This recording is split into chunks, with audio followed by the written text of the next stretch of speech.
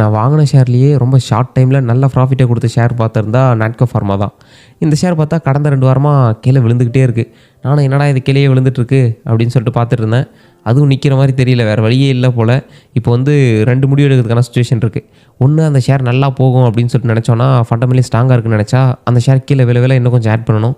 ஒரு வேளை இதுதான் இதனோட பீக்கு, இதுக்கு மேலே இது போகாது அப்படின்னு சொல்லிட்டு முடிவு எடுத்துட்டா அந்த ப்ராஃபிட்டை நான் புக் பண்ணிவிட்டு வேறு ஏதாவது ஒரு நல்ல ஷேரை பார்த்து இன்வெஸ்ட் பண்ணணும். இந்த 2 ஆப்ஷன் தான் இப்போதைக்கு எனக்கு இருக்கிற மாதிரி தெரியுது. வேறு எந்த ஆப்ஷனும் எனக்கு இல்லை. இப்போது அந்த ஷேர் வந்துட்டு ஃபண்டமெண்டலி ஸ்ட்ராங்காக இருக்கா இல்லையா, அதில் வந்துட்டு எனக்கு எவ்வளோ ப்ராஃபிட் வந்திருக்கு, ஒருவேளை நான் செல் பண்ணிட்டு போனால் எனக்கு எவ்வளோ ப்ராஃபிட் கிடைக்கும், எத்தனை நாளில் நான் அந்த ப்ராஃபிட் அச்சீவ் பண்ணியிருக்கேன் அப்படின்றத பற்றி பார்க்க போகிறோம். ஓகே, ஃபர்தராக நம்ம கண்டினியூ பண்ணுறதுக்கு முன்னாடி இது வரைக்கும் நம்ம சேனலை சப்ஸ்கிரைப் பண்ணாமல் இருக்கீங்க அப்படின்னா மறக்காமல் சப்ஸ்கிரைப் பண்ணிக்கோங்க. நீங்கள் பண்ணுற சப்ஸ்கிரைப் பார்த்தா இதே மாதிரி நிறைய வீடியோஸ் போடுறதுக்கு மோட்டிவேஷனாக இருக்கும். நான் சொல்லியிருந்த மாதிரி நாட்கோ ஃபார்மா பார்த்தா எனக்கு ரொம்ப ஷார்ட் டைமில் நல்ல ப்ராஃபிட்டை கொடுத்துருந்தது. அது என்ன ப்ராஃபிட்ன்றதை ஃபஸ்ட் இந்த ஷேரோடைய ஃபண்டமெண்டல் பார்த்ததுக்கப்புறமா எனக்கு எவ்வளோ ப்ராஃபிட் கிடச்சிருந்தது அப்படின்றத பற்றி பார்ப்போம். நாட்கோ ஃபார்மா இப்போது ட்ரேட் ஆகிட்டு இருக்க ப்ரைஸ் பார்த்துருந்தா 1414 ரூபாயிலேருந்து ட்ரேட் ஆகிட்டு இருக்குது. இன்றைக்கி டேட் பார்த்தா 24 செப்டம்பர். மார்க்கெட் கேபிட்டல் நமக்கு எல்லாருக்கும் தெரிஞ்சது தான், 25,318 கோடி இந்த மார்க்கெட் கேபிட்டலாக இருக்குது. இப்போது ட்ரேட் ஆகிட்டு இருக்க ப்ரைஸ் ஆல்ரெடி பார்த்துட்டோம். இந்த வருஷத்தில் ஹையஸ்ட் ப்ரைஸ் பார்த்துருந்தா 1639 ரூபா போயிருக்கு. லோயஸ்ட் ப்ரைஸ் பார்த்தோம்னா 724 ரூபாய்க்கு போயிருக்கு. பி ரேஷியோ பார்த்தா 15 இருக்குது. Book value 327. டிவிடெண்ட் ஈல்டு 0.6% இருக்குது. ROC பார்த்தா 30.1%. ROE பார்த்துருந்தா 25.9% இருக்குது. ஃபேஸ் வேல்யூ 1 இருக்குது.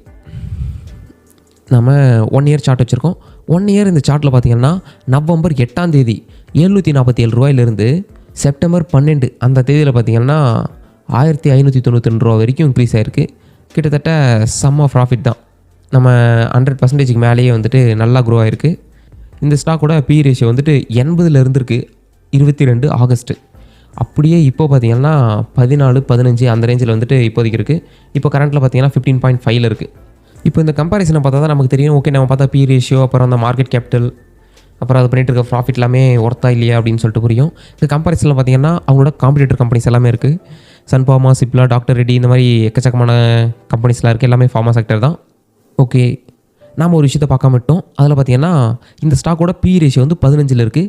இண்டஸ்ட்ரி பி, அதாவது இந்த செக்டரில் இருக்கக்கூடிய ஆவரேஜ் பி ரேஷியோ பார்த்திங்கன்னா 38.5 இருக்குது. ஆனால் இதனோட பி ரேஷியோ பாதிக்கு பாதி கம்மியாக இருக்குது. ஸோ பி ரேஷியோ எந்தளவுக்கு கம்மியாக இருக்கோ அந்தளவுக்கு வந்து கம்பெனி வந்துட்டு ஒர்த்து நம்ம காசு போடுறதுக்கு அப்படின்னு சொல்லிட்டு ஒரு அர்த்தம். இது மட்டும் ஒரு ஃபேக்டர் கிடையாது. இதே மாதிரி நிறைய ஃபேக்டர் வந்து கன்சிடர் பண்ண வேண்டியது இருக்குது. இப்போது இதனோட செக்டரில் பார்த்திங்கன்னா சன் ஃபார்மா 42 பி ரேஷியோவில் இருக்குது. சிப்லா 29 இருக்குது. டாக்டர் ரெட்டி 19 இருக்குது. இருக்கிறதுலே பெரிய கம்பெனி கம்மியான பி ரேஷியோவில் இருக்கிறது 2 தான். ஒன்று நாட்கோ ஃபார்மா, இன்னொன்று டாக்டர் ரெட்டி. டிவிடெண்ட் ஈல்டை பொறுத்த வரைக்கும் பெரிய டிஃப்ரென்ஸ் இல்லை. எல்லோரும் வந்துட்டு கிட்டத்தட்ட சிமிலராக தான் இருக்காங்க, பெரிய பெரிய கம்பெனிஸ் எல்லாம். சேல்ஸையும் நம்ம நம்பரில் பார்க்கும்போது தெரியாது. அதனோட ROCE பார்த்தோன்னா கொஞ்சோண்டு ரீசனபுளாக இருக்கும். 17 இருக்குது சன் ஃபார்மோட ROCE, return on capital employed. அதுவே நம்மளோட நாட்கோ ஃபார்மா 30. ROE பார்த்திங்கன்னா 16.6 இருக்குது. நமக்கு நாட்கோ ஃபார்மா பார்த்திங்கன்னா 25.9 இருக்குது. டெப்ட் ஈக்விட்டி ரேஷியோ, கடனையும் நம்ம கொடுக்குற காசை கம்பேர் பண்ணும்போது எந்த அளவுக்கு கம்மியாக இருக்கோ அந்த அளவுக்கு வந்து கடன் கம்மியாக இருக்குன்னு அர்த்தம்.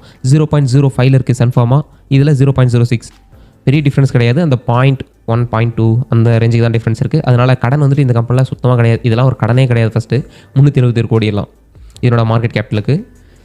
ப்ராஃபிட் கடந்த 5 வருஷத்தில் பார்த்திங்கன்னா 17% வந்து ப்ராஃபிட் பண்ணியிருக்காங்க. சேல்ஸ் பார்த்துருந்தா 13% இருக்குது ஆவரேஜ் சேல்ஸ் கடந்த 5 வருஷத்தில். இண்டஸ்ட்ரி பி நம்ம ஆல்ரெடி பார்த்துட்டோம். எல்லாத்துக்கும் ஒன்றா தான் இருக்கும் இண்டஸ்ட்ரி பி, ஏன்னா அந்த செக்டர் ஃபுல்லாக ஒரே இண்டஸ்ட்ரி பி தானே.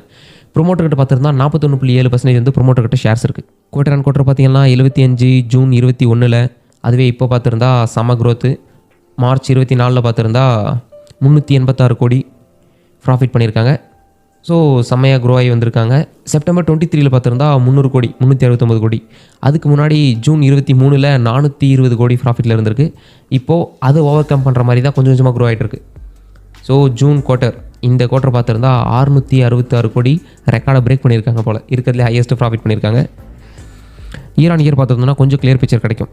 66 கோடியில் ஸ்டார்ட் பண்ண கம்பெனி 2013, இப்போது மார்ச் 2024 1388 கோடி வந்து ப்ராஃபிட்டில் இருக்குது. அநேகமாக இந்த டைம் வரக்கூடிய நெக்ஸ்ட் இயர் ரிசல்ட்ஸில் பார்த்திங்கன்னா இதை பிரேக் பண்ணிவிட்டு இன்னும் கொஞ்சம் அதிகமாக போயிட்டு போகுது. ஸோ கண்டினியூவாக சம க்ரோத் காமிச்சிட்ருக்காங்க. 2022 பார்த்திங்கன்னா கொஞ்சோண்டு கீழே விழுந்திருக்கு. அதுக்கப்புறம் ஃபுல்லாக வளர்ச்சி பாதை தான். இந்த கம்பெனியில் யாரெல்லாம் எவ்வளோ ஷேர் வச்சிருக்காங்க அப்படின்னு சொல்லிட்டு பார்ப்போம். ப்ரொமோட்டர்கிட்ட 48.8 2012 அதுக்கப்புறமா இன்க்ரீஸ் பண்ணியிருக்காரு 1% கிட்ட. எஃப்ஐஎஸ் கிட்ட பார்த்தா 2012 11%, அப்படியே கண்டினியூவாக பார்த்தோன்னா 2022 இப்போ வரைக்கும் இன்க்ரீஸ் ஆகிருக்கு. டிஏஎஸை பொறுத்த வரைக்கும் அவங்களோட பர்சன்டேஜ் வந்து டிக்ரீஸ் பண்ணியிருக்காங்க ரீசெண்ட் டைம்ஸில். 2022 16% இருந்தது, 2 வருஷத்துக்குள்ளே 7.8% வந்திருக்கு. நம்மள மாதிரி இருக்கக்கூடிய மக்கள் பார்த்தா 24% 2012 வச்சுருந்துருக்காங்க. இப்போவும் பார்த்தா 24.9%. ஸோ பெரிய டிஃப்ரென்ஸ் இல்லை பப்ளிக்கிட்ட. உங்களுக்கு இப்போது இந்த ஷேரை பற்றின ஐடியா ஓரளவுக்கு கிடச்சிருக்கும். இந்த ஷேரினுடைய பி ரேஷியோ என்ன இருக்குது, காம்படிட்டர் கம்பேர் பண்ணும்போது என்ன ப்ரைஸில் வந்துட்டு இந்த ஷேர் வந்து நமக்கு கிடைக்குது, இது ஒர்த்தா இல்லையா அப்படின்னு சொல்லிட்டு உங்களுக்கு ஓரளவுக்கு ஐடியா கிடச்சிருக்கும். ஓகே, நான் இந்த ஷேரில் வந்துட்டு ப்ராஃபிட்டை புக் பண்ணிட்டு போகிறேன்னா இல்லை இந்த ஷேர் வந்து அப்படியே ஹோல்டு பண்ண போகிறேன்னா அப்படின்னு சொல்லிட்டு பார்ப்போம். அதுக்கு முன்னாடி எனக்கு இந்த ஷேர் வந்துட்டு எவ்வளோ ப்ராஃபிட்டை கொடுத்துருக்கு அப்படின்னு சொல்லிட்டு பார்த்துருவோம். அதுக்கப்புறமா நான் வாங்குறேனா இல்லை விற்கிறேனா அப்படின்றத பற்றி லாஸ்ட்டாக டிஸ்கஸ் பண்ணலாம். பார்த்தீங்கன்னா நாட்கோ ஃபார்மா என்கிட்ட வந்துட்டு ஒரு 17 ஷேர் வந்து இப்போதைக்கு இருக்குது. ஆவரேஜாக நான் வாங்கின ப்ரைஸ் பார்த்துருந்தா 679 ரூபாய்க்கு வந்து நான் வாங்கியிருக்கேன். இப்போ ட்ரேட் ஆகிட்டு இருக்க ப்ரைஸ் பார்த்தா 1414 ரூபா கிட்ட ட்ரேட் ஆகிட்டு இருக்குது. எனக்கு ப்ராஃபிட் மட்டும் 14,692 ரூபா வந்து ப்ராஃபிட்டில் இருக்குது. பர்சன்டேஜ் வைஸில் பார்த்துருந்தா 108% ப்ராஃபிட்டில் இருக்குது. இன்றைக்கி 1% மைனஸ், 1.8% மைனஸில் இருக்குது. எனக்கு இந்த ப்ராஃபிட் கொஞ்சம் அதிகமாக இருக்கும். ஆனால் வந்து நான் ரீசெண்ட் டைமில் வாங்க ஆரம்பித்ததுனால எனக்கு ப்ராஃபிட் பர்சன்டேஜ் வந்து கொஞ்சம் கம்மியாக காமிக்குது. இதனோட பிரேக் டவுன் பார்த்துருவோம். நான் எப்பப்போலாம் அந்த ஷேரை வாங்கியிருக்கேன் அப்படின்னு சொல்லிட்டு. இதுக்கு மேலே வந்துட்டு நான் சொல்ல தேவையில்லை, இந்த ஷேரை நான் வாங்குவேனா இல்லை விற்றுட்டு போயிடுவேனான்னு உங்களுக்கே பார்த்தா தெரியும்னு நினைக்கிறேன். 2023 அதாவது போன வருஷம் ஃபிப்பில் பார்த்தா இந்த ஷேர் வந்து நான் வாங்கியிருக்கேன். பிப்ரவரி மாதம் நான் 2027 வந்து வாங்கியிருக்கேன். 17 குவான்டிட்டி வந்து ஒரே டைமில் வாங்கிட்டேன். 543 ரூபாய்க்கு வாங்கியிருக்கேன் இந்த ஷேரை. ஆவரேஜாக எத்தனை நாள் இருக்குன்னா கிட்டத்தட்ட 1 வருஷத்துக்கு மேலாச்சு, 1.5 வருஷம் கிட்ட ஆச்சுன்னு வச்சுக்கோங்களேன். 575 நாளாக வந்துட்டு என் அக்கௌண்ட்டில் இந்த ஷேர் இருக்குது. எனக்கு இது சம்பாரிச்சு கொடுத்துருந்த ப்ராஃபிட் பார்த்தா எனக்கு 100%க்கு மேலேயே வந்துட்டு எனக்கு ப்ராஃபிட் சம்பாரிச்சு கொடுத்துருக்கு. அதாவது வெறும் 543 வாங்கின ஷேரு இப்போ வந்துட்டு 1414 ரூபாய்க்கு வந்துட்டு ட்ரேட் ஆகிட்டு இருக்கு. அப்படின்னா பார்த்துக்கோங்க எனக்கு எவ்வளோ ப்ராஃபிட்னு சொல்லிட்டு ஒரு 150% கிட்டத்தட்ட வந்தாச்சு எனக்கு ப்ராஃபிட் மட்டுமே. அவ்வளோ ப்ராஃபிட் சம்பாரிச்சு கொடுத்த ஷேரில் வந்துட்டு இப்போது நான் ரீசெண்டாக இந்த டைம்லேயே வாங்க ஆரம்பிச்சிருக்கேன். அதாவது 2023 இன்றைக்கி வந்து 24 தேதி, 23ஆம் தேதி வந்து வாங்க ஆரம்பிச்சிருக்கேன். 2 குவான்டிட்டி, ஓரளவு 3 குவான்டிட்டி வந்து வாங்கியிருக்கேன். போன வருஷம் தான் 17 குவான்டிட்டி வாங்கியிருக்கான் 543 ரூபாய்க்கு. திரும்பவும் பார்த்துருந்தா 1400 ரூபாய்க்கு திரும்ப இந்த ஷேரை வந்து வாங்கிட்டு இருக்கான். 1450 ரூபாய்க்கு இந்த ஷேரை வாங்கிட்டு இருக்கானே அப்படின்னு சொல்லிட்டு உங்களுக்கு டவுட் வரும். ஆக்சுவலி நான் பார்க்குறது வந்துட்டு இந்த ஷேருடைய ப்ரைஸ் கிடையாது, இது என்ன ப்ரைஸுக்கு வாங்குறேன் அப்படின்றது கிடையாது, என்ன வேல்யூவேஷனுக்கு எனக்கு இந்த ஸ்டாக் வந்து கிடைக்குது அப்படின்றது தான். எனக்கு பி ரேஷியோ பார்த்தீங்கன்னா 25லேருந்து 15 மாறிடுச்சு. கிட்டத்தட்ட வந்து 5 எனக்கு டிஃப்ரென்ஸ் இருக்குது. ஓகே, நான் எந்தளவுக்கு பி ரேஷியோ கம்மி வாங்குறேன்னா அந்தளவுக்கு வந்து ரீசனபிளான ப்ரைஸுக்கு நான் வாங்கிட்டு இருக்கேன் அப்படின்னு சொல்லிட்டு அர்த்தம். அப்படி பார்க்கும்போது நான் இங்கே 25க்கு வாங்கினதுக்கு பதிலாக இந்த இடத்துல வந்து 15 வாங்குறது வந்து எனக்கு ஓகே தான். அதனால் நான் கண்டினியூ வந்து இந்த ஷேரை வந்து வாங்கிட்டு தான் இருக்கேன். நான் மட்டும் கிடையாது, நிறைய யூடியூபர் சொல்லிட்டு இருக்காங்க இந்த ஷேர் வந்துட்டு ரீசனபிளான ப்ரைஸில் தான் இருக்குது அப்படின்னு சொல்லிட்டு. ஆக்சுவலாக அது வந்து உண்மை தான். இந்த ஷேர் வந்துட்டு செம்ம ரீசனபிளான ப்ரைஸில் தான் இருக்குது. அதனால தான் நானும் வந்து இன்வெஸ்ட் பண்ண ஆரம்பிச்சிட்ருக்கேன். இன்றைக்கி வந்துட்டு 2 குவான்டிட்டி இன்வெஸ்ட் பண்ணியிருக்கேன். ஆக்சுவலி இங்கே பார்த்துருந்தா ஒரு 3 குவான்டிட்டி. இது வரைக்கும் எனக்கு 5 குவான்டிட்டி 2 நாளில். நான் இந்த மாதிரி கண்டினியூவாக திரும்ப கீழே விழுந்துகிட்டே இருக்கேன்னா நான் வாங்கிட்டே தான் இருப்பேன். எப்போ எனக்கு பி ரேஷியோ அதிகமாகுதோ அப்போ நான் இன்வெஸ்ட் பண்ணுறதை ஸ்டாப் பண்ணுவேன். எப்போ எனக்கு பி ரேஷியோ கம்மியாக கிடைக்குதோ அப்போ இன்வெஸ்ட் பண்ண போகிறேன். நான் இந்த நம்பர்ஸில் வந்துட்டு கன்சிடர் பண்ணுறது கிடையாது. நம்ம கன்சிடர் பண்ணக்கூடிய நம்பர் பார்த்தா இங்கே இருக்குது. இந்த பி ரேஷியோ தான் நம்ம கன்சிடர் பண்ண வேண்டிய நம்பர். நம்ம வாங்கினதுலேருந்து பி ரேஷியோ கம்மியாக இருக்குது அப்படின்னா நம்ம வாங்கலாம். நம்ம வாங்கினதுலேருந்து பி ரேஷியோ இன்க்ரீஸ் ஆகிருக்கு அப்படின்னா நம்ம வாங்க தேவையில்லை. நம்ம என்ன காசு கொடுக்குறோம் அதுக்கு எவ்வளோ வேல்யூ கிடைக்குது அப்படின்றத கன்சிடர் பண்ணணும்.